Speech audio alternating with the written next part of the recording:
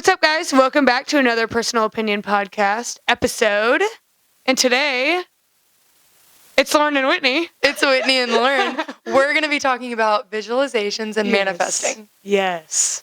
I'm going to open us up. Okay. Please. Is that okay? Yeah, absolutely. Okay. Please. Okay, so all of this kind of started 2 volleyball seasons ago, where my assistant coach, I'm not going to name drop her, but I want to. She's absolutely amazing. She will be on the podcast. She will be a guest at some point because she's my mentor, my friend, my boss at one point, my coach. Anyways, so she does all of the mental training for us. And one of the things that we've been doing the last few years is at the beginning of the season, we'll put together an entire vision board. So picture a board like that, but we cut out magazines, we draw on it, we put all these little stickers on it, just make it all cute. And it's essentially what it was for us to visualize what we wanted for that season. Mm-hmm. So what were the stats that we wanted to hit? What do we want our record to look like? How much fun did we want to have? And so it's an entire board just full of what we wanted that season to look like. And she had kind of told us that you can do that for any area of your life. Mm-hmm. So you can vision board whatever you want your job to look like or your life. So what we did, and you were there, was we did vision boards for our 2025. And my mom and I actually did one for 2024. And it's still hanging up in my room. I'm not going to lie. Turn the page. It's still there. I love it so much. But yeah, let's talk about the power of manifesting. So something that I do, I love that your coach, had you guys do that. Something that I do is I write out my goals on a piece of paper, and I put 2025, and I put down 5 to 10 bullet points every year of what I want it to look like. What do I want to achieve this year? What I want it to look like, and I tape it on my mirror so that every morning when I'm getting ready, I can see it. And also, what I have is words that I want to live by this year. So, for example, joy, peace, patience, any word that you may want. Okay. Can we tell them? Yes. Okay. So we spent New Year's Eve together, and we were watching the countdown. Of course, we were watching the Chicago countdown because we don't live there, but we're in that time zone. Yeah, we're in that time zone. And so then we all decided, it was us two and another friend, we decided that we were going to pick a word for the year. And at midnight, we were going to say our word. That was our first word that we were going to say to start the year off. Because I don't like saying happy as my first word. Happy New Year. Everyone does that. Yeah. So you have to throw in something different there. We had to be different, and Lord was mine freaking different, okay? So, the ball drops, okay. Whitney is laying on the floor, okay? She shoots up, and she goes, joy! And I was like, that was my word! So my first word of the new year was that. Because I was so mad that Whitney took my word for the new year. And I just couldn't get past the point where we were just on the same mental wavelength entering the year. Which is why we're both sitting here right now, full of joy. And Whitney's laughing because she thought it was freaking funny. So funny. I was laughing so hard, respectfully. Yeah, and I'm sorry. Fine. I feel so bad. No, but it was bad. Funny. It's a good word. I was going to pick it it's my year to pick that word. Was that very joyful of you? No. Anyways, I had to get that out. Anyway, we can have the same word. It is written on my mirror. So, sorry. You beat me to it. You got me. Yeah. Anyways. So that's the story of why that was so... Anyways. So you pick your words for the year. The first thing I thought of today when I walked in and saw Whitney was I can't believe you stole my word. That was it. I'm so sorry. I can't stop getting over it. I can't get over it, but it's fine. Anyways, I tape words and goals and stuff on a piece of paper that I want to live by for the year. So that's this year was my first time ever doing a vision board. Really? Yeah, my first time ever. So I did that. And I think that I've grown a new appreciation for that because for visualization, English, visualization.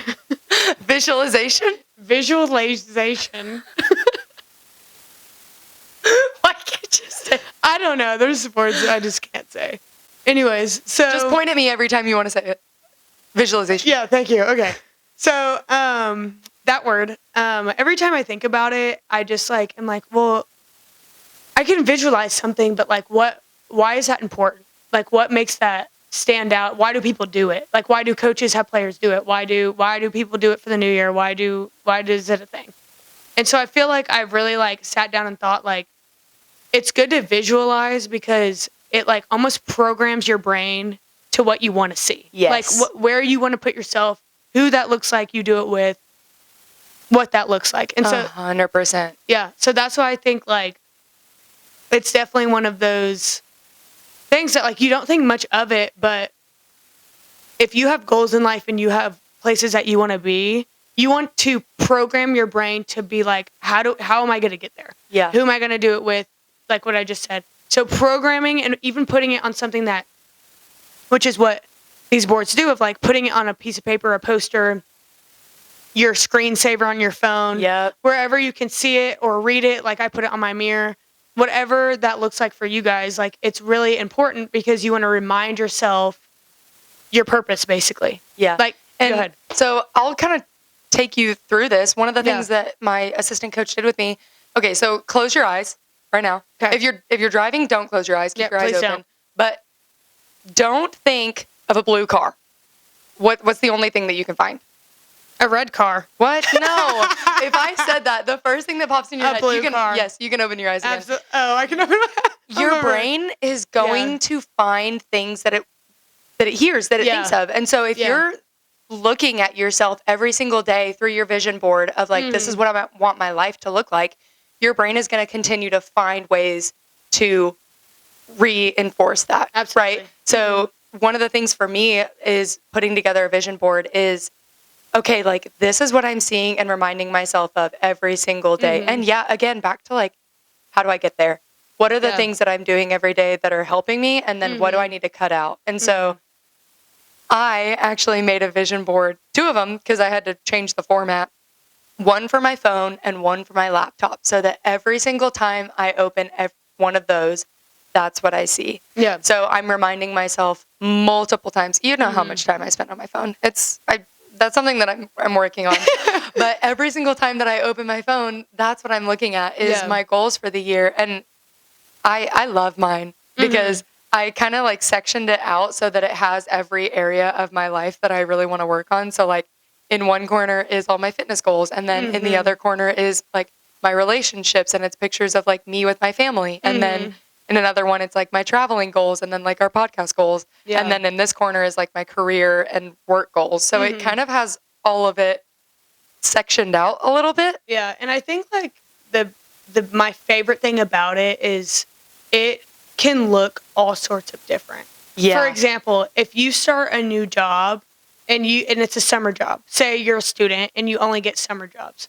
Well, you can put a vision board for a whole 3-month period of your life. It doesn't even have to be a full year. Yeah. Like you can do that. You can do just a season goals if you're an athlete, if you are working towards something. So like for me, one of the biggest things is probably investing in my own car one day. And that's the biggest thing for me this year is like, how do I set myself up to be able to do that? You know? And so I feel like it could come at any time. Like I'm not really necessarily big into dates, but like, you know, it comes unless you are in control of the date, then maybe. But like if it's out of your control and you don't have the pressure to add the dates in there, then it's kind of one of those things that like don't put that added pressure on you. Just put like once you see it, give yourself like a head nod of like, yeah, I'm going to do it. Like, I'm absolutely going to put my mind to it and I'm going to do it. Well, and I like that you said it's going to be different just depending on what you want. Like everyone's vision boards are going to look different and how they process them are going to be different, how they lay them out, what their big goals are. So like if you and I made vision boards, they're going to look completely different. But I think they can be so powerful because they're so personal. Yeah. And you get to make it whatever you want it to be. Yeah. And it can have a theme, like it can have a color coordination, like anything you want. And also you could write a list on your phone. Yeah. Go to your notes section. It doesn't have to be anything extravagant like what we kind of did, but go ahead. I will say though, if you're going to make it a note on your phone, I would also print it out and put it somewhere where you're going to see it every single day, not just hidden in the back of your notes. Like Yeah. It needs to be forefront in your brain so that it's constantly reminding Yeah, you. and you can also screenshot it and put it on your screensaver. Yes. Too. So 100%. I was just saying, like, you don't have to do a whole pic collage and, like, print it. We kind of did that. Yeah. Yes. And then, so I've actually Yeah. done 2 vision boards for this Okay, year. So the good. one that's on my phone, I went to Pinterest and just looked up a bunch of things and like took the screenshots of what I really, really liked and then did a little collage that way. Yeah. But also, yeah, the physical one is really, really fun. If you're just looking for a girls' night, Yeah. just get a crap ton of magazines and just cut out all the ones that really speak to you. And make your boyfriend or husband do it with you. Yes. You can do them together. Date night. Yeah, you can do it together. So Do it with your mom, like I did Yeah, 2 years, true. a year ago. Yeah. It was for, yeah. Yeah, absolutely. So along the lines of visualization, I think one of the things that I struggle with is overthinking, which is once again another episode in itself. But I think I like almost sometimes overstimulate my brain. So like it can kind of be hard to like narrow down the important things. And I think that that's another reason of why it's important to make it stuck on something, like, glue pictures down to a poster or take a screenshot of your notes so that you're not constantly adjusting them and changing it and all of that. So like definitely allow yourself to look at something and feel calmed by it and not overwhelmed because if you start overwhelming yourself, that can be hard to focus on what's important and not stress yourself out. Well, and I think that's one of the reasons I love mine so much is that I look at it and it's also kind of a dreaming place. Yeah. It's not like, oh, I have this that I have to get to. It's not like causing anxiety. It's, okay, this is what I want for my life. This is what I want it to look like. And yes, I'm setting goals to get there, but I also get to just kind of be in that dream place of imagining my life that way. And yeah.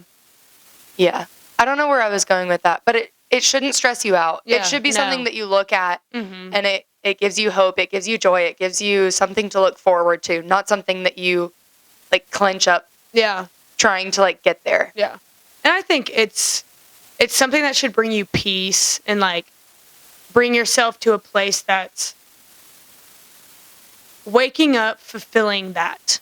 Like you wake up and you feel like you have a purpose. You feel like, because there's some times in other people's lives where, you wake up and you're like, what should I do today? What do I do? But like, if you wake up and the first thing you see is something that you visualized for yourself, like your brain goes back to that of saying, you know what? Like I woke up and I created this for myself and this is the life that I want.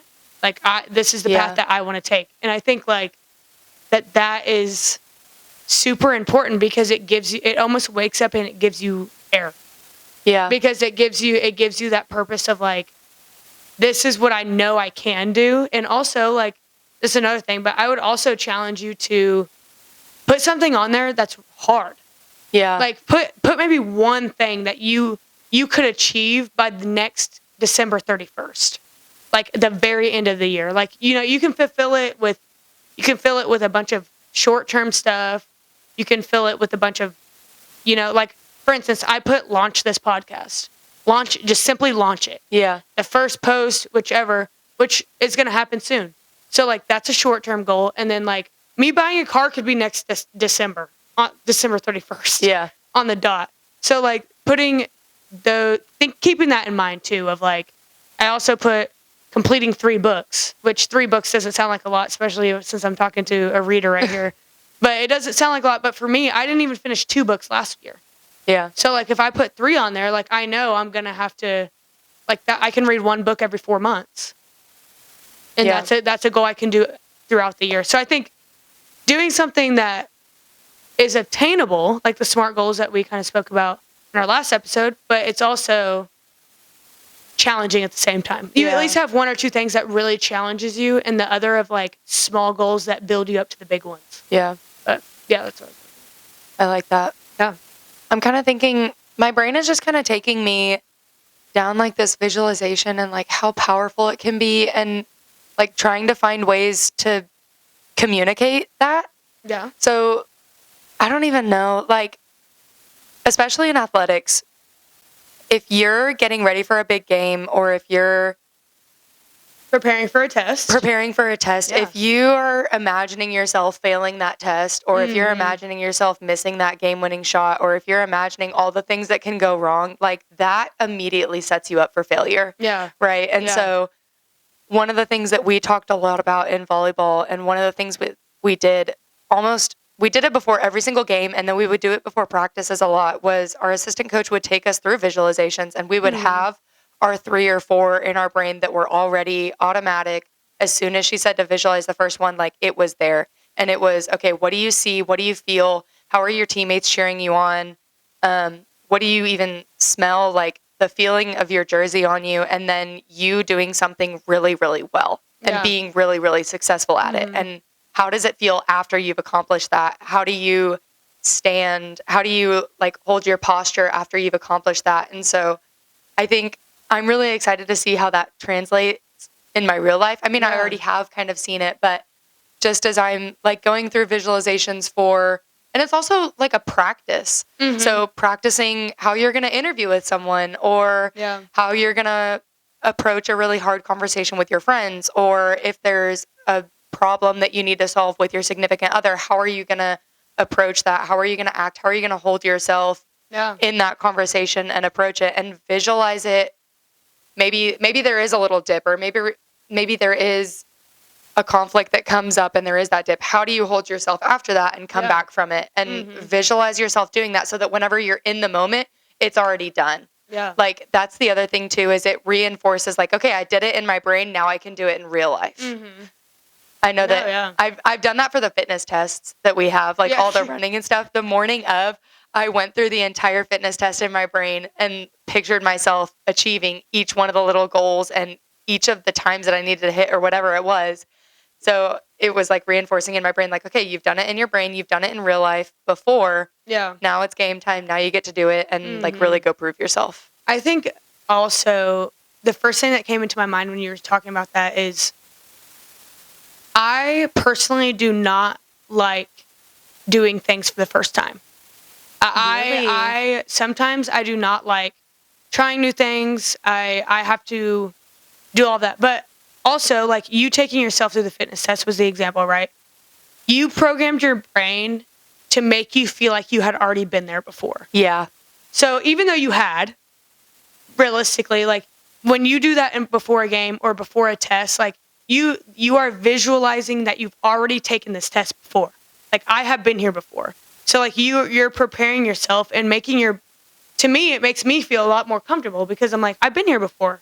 Like, I know what this looks like. I know how to handle this. I know what that may look like. So I think, like, that's one of the biggest things for making your body and your mind feel comfortable with something, even though it's something that's going to take you out of your comfort zone. Yeah. It allows you that comforting piece of, I've been here before, and now I just have to do it. Now I just have to physically do this test. Now I just have to physically do this fitness test. So and one of the things, our brains are created that way. Our brains don't want us to be uncomfortable, and it dates all the way back to like whenever we were hunters and gatherers, and we had to protect ourselves from the natural forces, like doing something new or different, your brain would be like, oh, I don't know if this is safe. I don't know if we can do this. And so our brains are still programmed that way to when new things or hard, scary things that we haven't done before come up, our brains want to protect us from it because it doesn't know what the outcome is. Yeah.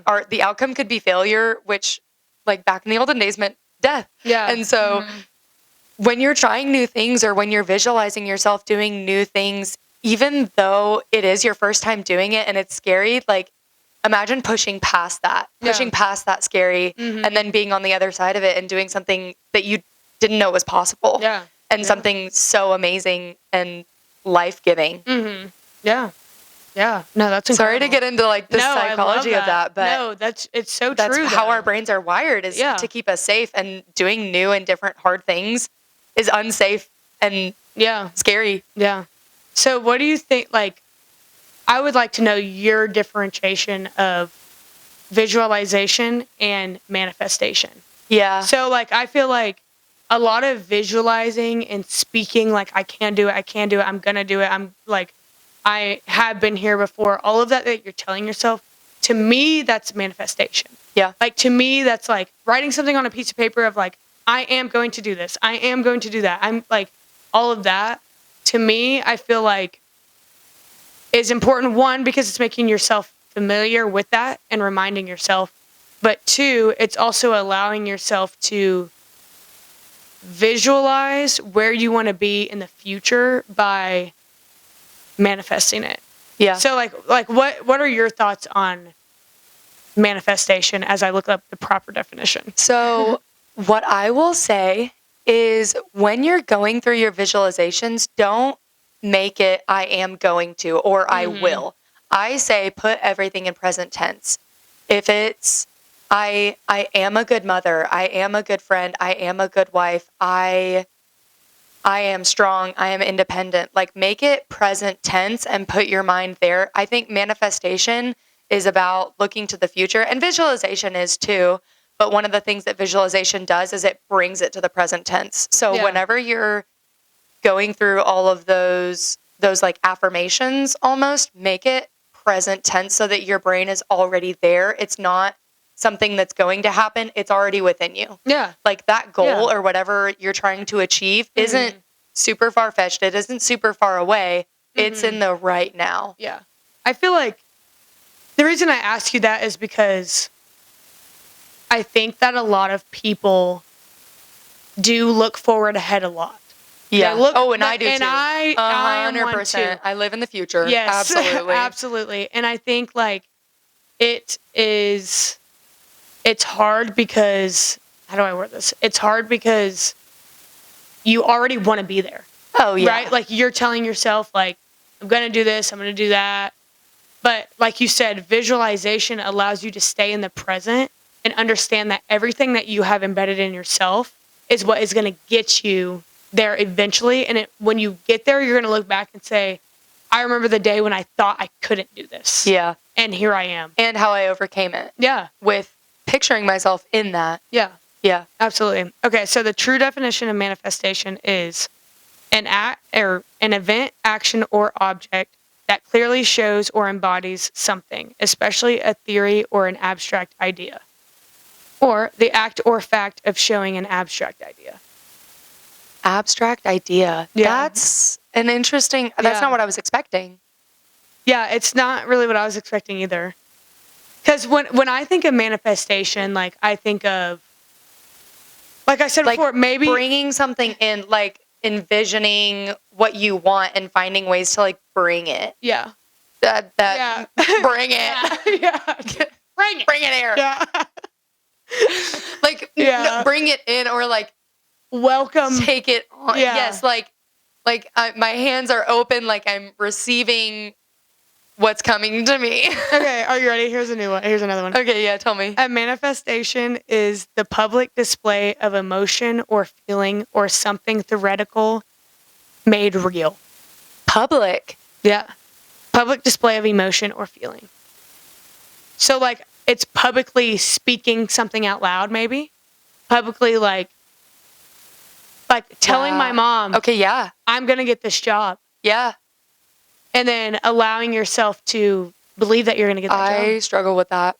I really struggle with that. When it comes to like my goals and my manifestations, I'm really good at having it here and telling myself that I'm going to get it. Mm-hmm. I really struggle with telling other people. Fair. Because and that might be and that might come from a place of like, maybe it's that I don't actually think I'm gonna get it, so like I don't want to tell everyone and then it go wrong, and then I have to be humble about it. Okay. But I also really struggle with failure, so it's fair. We probably need to talk about that. But next episode. I think that this is, I think that we're all told this. Oh, don't say that because you're gonna jinx it. Oh my gosh. Don't say that. I'm trying to think. I can only use my job as an example, but I need to find something else. But like, okay, in basketball terms. Yeah. Oh, don't say like, oh, she's gonna make both of these free throws. You better knock on wood. No, you better freaking knock on wood. or knock on your head. Yeah. Because, And then rub your belly and turn around 3 times. Yeah. Some The people. whole public Have you ever display. seen Encanto when Bruno's like knock knock knock knock on wood and then he throws the sand and he like has to enter through the door backwards? Yeah. Yes. Oh my gosh. See. So like the difference of that and manifestation of like, oh, I believe that this is going to happen. I believe that you're going to get the job that you're going to interview for first.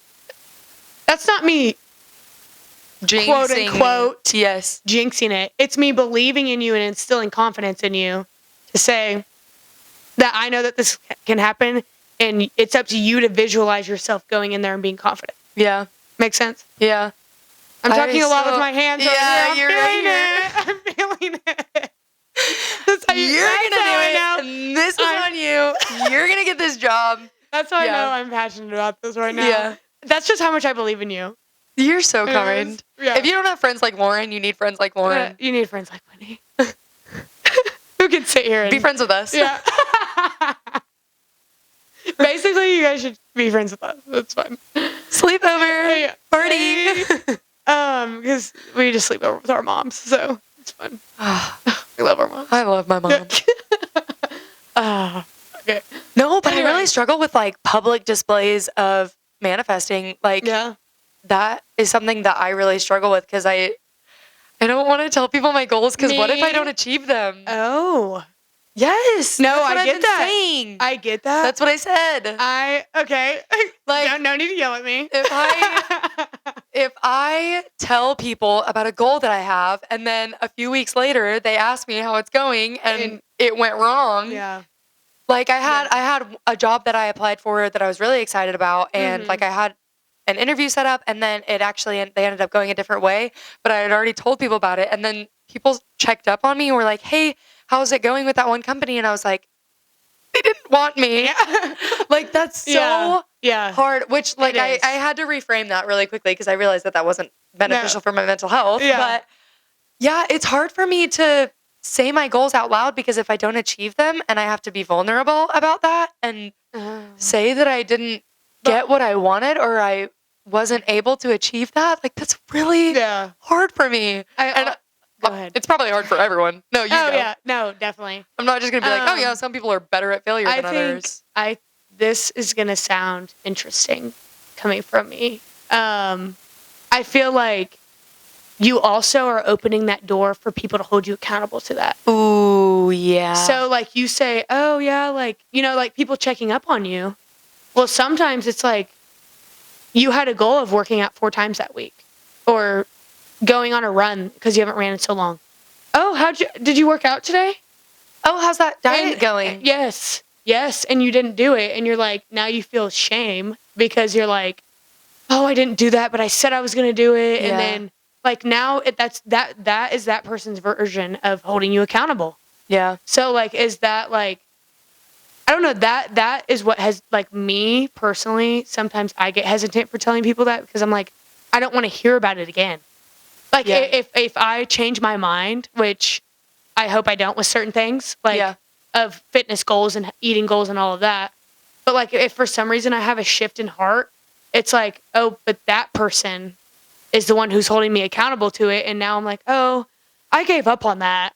Yeah. That is hard. It is hard. That is hard. And it's also that awkward, like, oh, well, you know. Oh, I actually. Yeah. It's like when you have a boyfriend and then you guys break up. Oh, and then my somebody's gosh. like, oh, how's your boyfriend? I'm like, well, what? Here's the thing. It's going great. Yeah. We broke up. Yeah, it's going fantastic. I'm good. Oh, God. No, I'm just kidding. No, but that's just like kind of what I feel like is relationally, that is the best example I could give to relate to people because I know I am notorious. I have friends that can attest, but I am notorious to asking questions at the wrong time about certain things of like, oh, like, how's your, just trying to be friendly, like just trying to be, you know? It's not coming from a place of like, how are you doing with your thing? Yeah. But anyways, I think some people don't say certain things because they don't want to be held accountable to those. So, yes. Good. The process of visualizing directs your subconscious to be aware of the end goal you have in mind. Yeah. It involves using all 5 senses of sight, smell, touch, taste, and hearing. Oh, yeah. Like when you're doing, and that's exactly what we would do is Yeah. imagine yourself being successful. What do you feel like? What do you see? What do you smell? What do you hear? How do you feel? Yeah. Yeah, I think one of the things that's trying to regain my thought. One of the things that's hard for me of like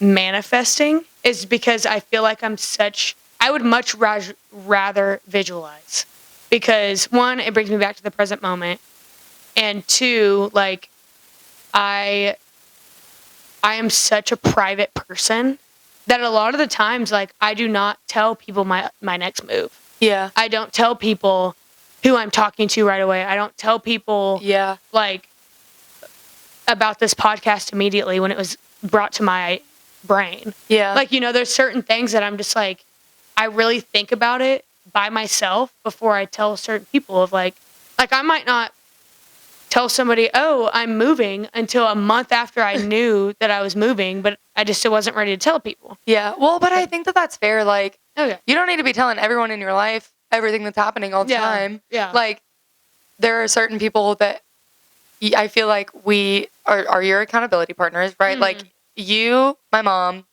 and then Ash are the 3 people that know everything. Every time I set a goal for myself, y'all are the first 3 to know it.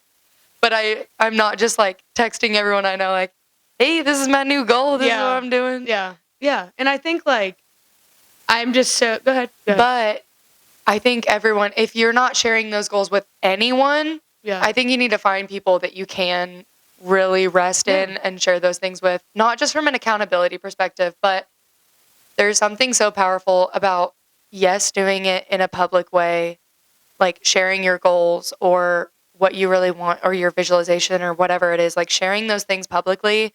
It doesn't have to be with everyone, but at least find 1 or 2 people that you can really confide in that can encourage you in those things and push you if you need it. Yeah.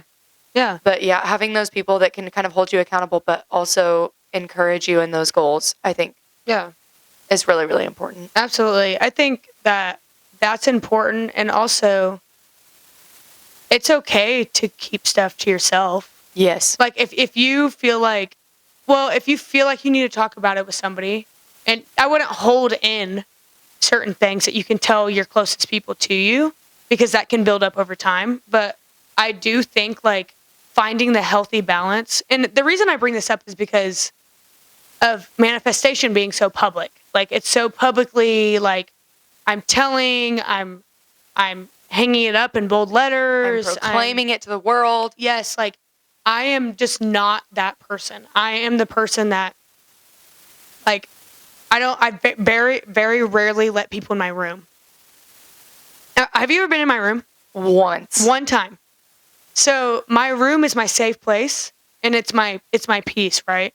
So I keep everything. So my vision board, it will go in my room because I can see it, right? It lets me. I'm not gonna hang it up in the biggest stage of my house or in my garage where people can see. Like I'm gonna put it somewhere where I can see it, right? So like I feel like me and manifestation don't really get along very well because I feel like it's almost too public for me. Like it's it's kind of too much. Person. Yeah, I feel like, and I think that for me, I think that's okay.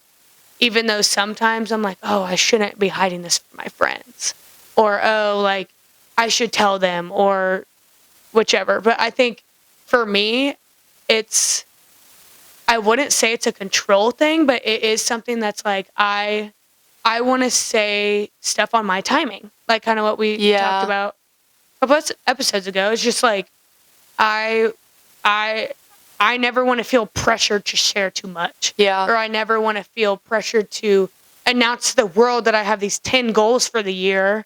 And then like you said, like there's always that doubt in your head that's like, oh, what if I don't do it? Well, and I think that also comes from, I don't want to say a selfish place, but like, there's someone that I follow on Instagram, and a few weeks ago she was like, I'm doing 75 hard. Like, here's everything that I'm doing, and I'm going to be posting it every single day. And she hasn't posted in a few weeks. Yeah. But, like, it's like, I don't want that to be me. Yeah, but that's fair. And I also think that I don't want people to know that I failed. Okay.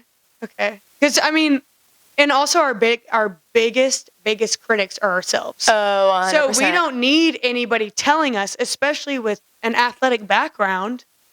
We know what we should have done. We know we messed up. What went wrong. We know how to fix it. We know how to fix it. And that's once you constantly have somebody in your ear telling you, no, you're doing it wrong. You're doing it wrong. Like, no, you messed up. You messed up. Like, and those are constantly like almost failing words of like, you don't want to mess up. You don't mess up on purpose. Yeah. You don't miss shots. You don't miss blocks. You don't miss certain things on purpose. And it's just like hard because we already are our biggest critics. We like it. I completely understand with what you're saying of, I don't want the world to know that I started 75 hard and I only made it 2 days. I don't want them to know that I failed. Like, it's like, and that is the deepest root of like, you constantly, your whole life, your parents are on you because you're not performing athletically. Oh, you're not going to get to college. You're not going to get to college. You play in college. Then you get to college and it's like the hardest thing because your coaches are constantly on you and you feel like you can never do anything right. Like just from an athlete perspective. So then but also being an athlete's amazing and we love it. We 100%. Guys. It's the best thing in the world. Don't get me wrong. This is just from a different perspective. For a deeper rooted aspect of why you don't publicly want to speak and manifest certain things because you want to because we already know that we're going to be hard on ourselves. That's like with anybody. That's with students. You're going to be hard on yourself to pass a test. You're going to be hard on yourself to keep this relationship alive. You're going to be hard on yourself to hold yourself accountable. So sometimes it's just nice to be in your own brain because you already know you're hard on yourself that you don't need to hear it from somebody else. I will say it's one of the things that is really, really beneficial talking to a therapist about your goals. Oh, yes. Because it'll do two things. One, it'll let you kind of get it out in a place that you're not going to be judged. Well, the therapist will judge you, but not, you know. It's not public. It's not public. And like, that's their job. Yeah. So you're able to like get your goals out there and talk to someone about them, but also you're able to dissect your why. Yeah. So all of your visualizations, you can really you can really analyze it and find out why are those my goals? Like, why do I want my life to look like that? Is it for financial security? Is it for the relationship aspect? Is it just because just because? Yeah. I think it's really important to find out your why of your goals. Like really dig deep, really look into it. I actually did that a few years ago with volleyball. I was kind of in a rut and I kind of had to sit back and be like, okay, I know that I have all these goals. I know that I wanted to play in college, but now that I'm here and I feel like I've made it, I need to take a step back and I need to look at why I'm actually playing the sport. Yeah. And it was because it was the little girl that fell in love with it that played YMCA volleyball when she was little. Yeah. Like, that's my why. And so once I started to keep that in the back of my mind and once I kept reminding myself, like, okay, today, like, you're not playing for the stats. You're not playing for this or that or whatever goal you're wanting to achieve. Today, you're playing for the little girl that fell in love with it 15 years ago. Yeah. And having that why in mind for any of your goals just makes it that much easier to stay committed to it and to fall back in love with whatever it is you're doing when you're reminded of your purpose. Yeah, absolutely. Not just your end goal, but your purpose as you're achieving it. Yeah, and I think like bringing that all into visualization, it's just like you look at that board every day. You knew how excited you were to put that on your goals list. You knew that this, like, oh, if I can just do this, I'm going to feel so much better. Oh, if I just do this, I'll look at myself so much more confidently. Oh, if I can just lose this weight, I can wear this outfit. Oh, like there's all of these certain things that you tie it into, and it's like that is your why. Like if you have a healthy mental health, please, like be healthy with that. Yeah. But it's just like if you think that's what's best for you, and you have that idea, write down why you think that's best for you. Yeah. Like, so for me, get it on paper, get it out so that you can remind yourself later. Yeah. And like, I personally do not do this, but I know a lot of people that love journaling. Are you a journaler? Sometimes. Okay. I go in and out of my journaling. Yeah, I think like that is so powerful because some people just literally write down a sentence and say like, this is what I want to do tomorrow. And then they write down one word of what they want to do tomorrow. Well, like, why do we need to get laundry done? So that we have clean clothes to wear. That's our why. Yeah. Right? So like, why do I need to put gas in my car? Because I need to get places and I need my car to work. Well, and I'll go one further. One of my things, if I have a lot of laundry to do, or if my place is a wreck and I need to clean it, my why is because it's going to make me feel so much better.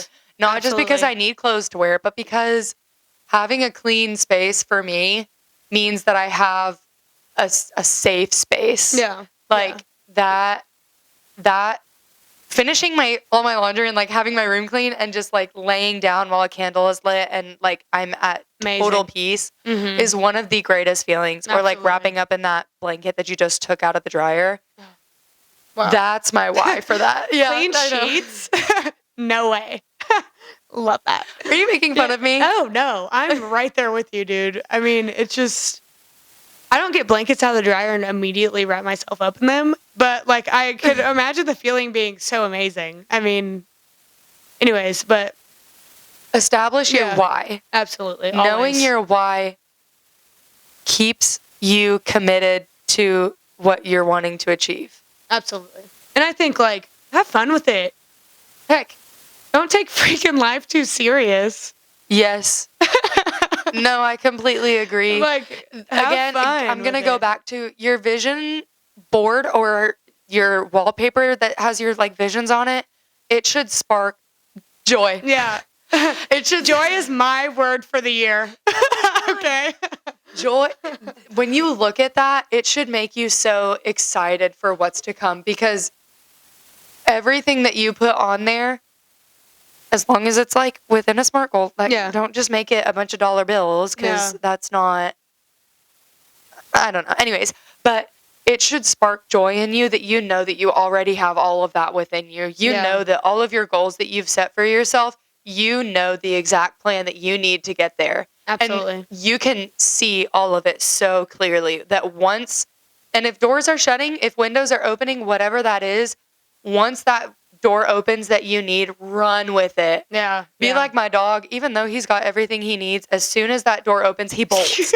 Like as soon as that one opportunity hits, to escape. Run as hard as you can towards your goals. Yeah, absolutely. So I think like wrapping up today, I feel like we covered a lot.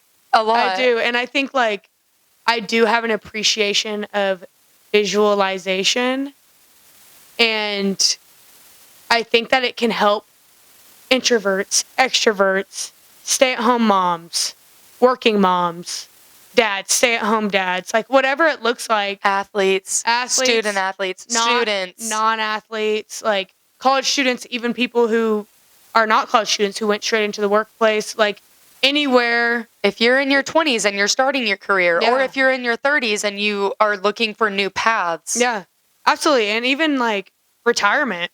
What do you want your retirement to look like? So it really goes with every aspect of your life. But I mean, like ours was based on, a fresh year and fresh start to what we want to do next. And so just kind of find what that looks like for you and see how important it is for you. And if you feel like it's not, find something that does work for you. Don't just keep coasting through life and hoping that things come to you, or that dancing through life, mindless and careless. But like, you get what I'm saying. Yeah. So no, but again, it should be something that's fun for you. So if that means that you devote 5 to 10 minutes, great. If that means that you're doing it for a whole hour and a half, 2 hours, great. But whatever that means for you, however much effort you want to put into it, I say do it. Just make yourself just anything that'll keep you committed to your goals or your vision for that year, that just brings a little bit of hope. Yeah, absolutely. And it brings air to your lungs, like when you wake up. So like, I know I already said that, but anyways, good? Yeah. Good. We will see you guys next I week. hope you guys enjoyed this episode. And yeah, we'll see you guys next week. Enjoy your week Bye. or weekend, Happy whatever you're Monday. listening. Or whatever day. Thanks for spending it with us. Okay. Bye. Bye.